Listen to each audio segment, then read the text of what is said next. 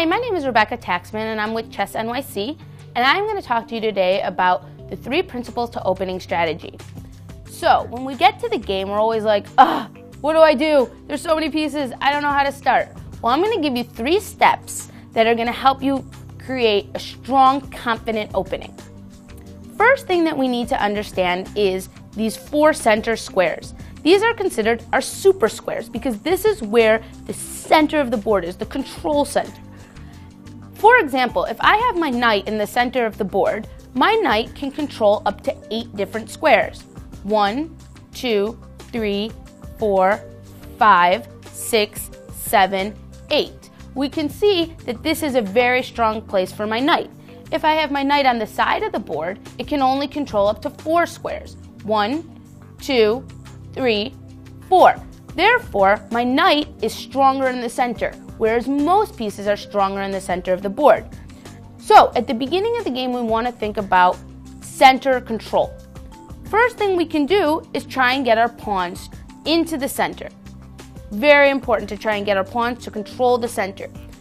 The next important step that we want to focus on is piece development. Now, I like to think about my pieces as they are working for me. I want to give my pieces a job. If they're sitting back here, they're not happy and they're not doing anything. So my next step is to bring my pieces out and have them working for me. Usually we bring up the knights before the bishops. So I can bring my knight to f3 and my other knight to c3, and then I'm bringing them towards the center. Notice how I did not bring my knight to h3. That would not be a good choice. Towards the center. Next, I want to bring my bishops out. Again, towards the center, controlling the center squares. The next step that we always want to consider is king safety. Very important. I like to consider the king like a baby.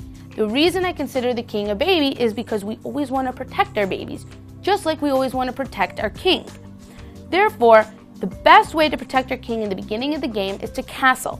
Now we have 2 ways that we can castle. We can either castle on the king side or on the queen side. Right away, I can see that I can castle on the king side. To castle, I move my king 2 spaces and then bring my rook to the other side. And now my king is stuck behind a little fortress, or to keep with the theme of a baby, a crib, and it is protected and safe. Just to review, the 3 important principles are controlling the center, piece development, and king safety. Those are the 3 things that we can do at the beginning of the game to go into the middle game confidently.